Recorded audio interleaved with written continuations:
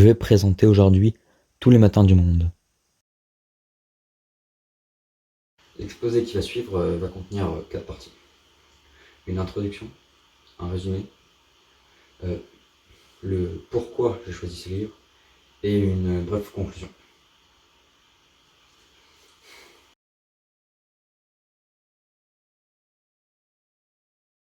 Tous les matins du monde est un roman paru en 1991 et écrit par Pascal Quignard.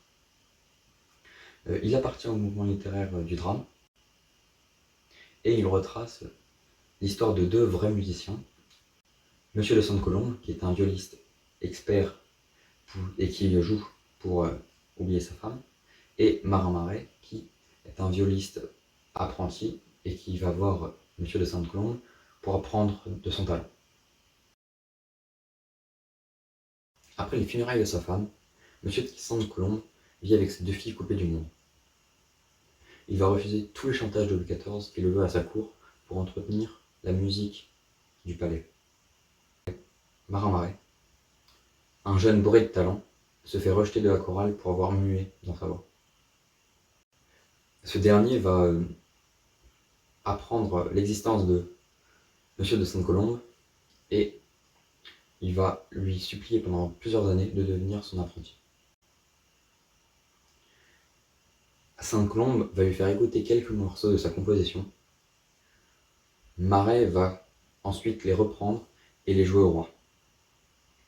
Furieux, de Sainte-Colombe va casser la viole de son apprenti. Marin Marais va donc devenir l'amant de Madeleine, la fille aînée de Sainte-Colombe, pour se rapprocher du violiste.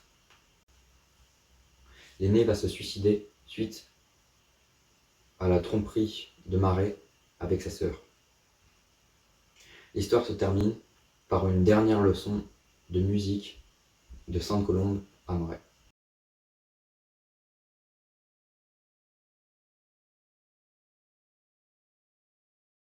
Un lundi, nous avons fait un commentaire littéraire sur un passage de cette œuvre.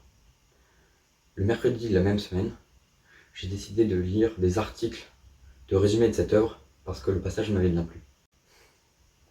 Après l'avoir acheté et lu pour cet exposé, l'œuvre soulevait selon moi deux thèmes: la vengeance et la tromperie. Marais vit dans le seul but de revenir au premier plan, sous les éloges du roi. Il va devenir l'amant de Madeleine, la fille aînée de Sainte-Colombe, pour se rapprocher du musicien, ce qui lui permettra de rejoindre la cour du roi. Même s'il ne s'agit que de mon avis, le livre ne retrace pas la vie de Sainte-Colombe, mais bel et bien la recherche de connaissances de Marais. Le livre s'arrête à la réussite des connaissances de Marais et non à la mort de Sainte-Colombe.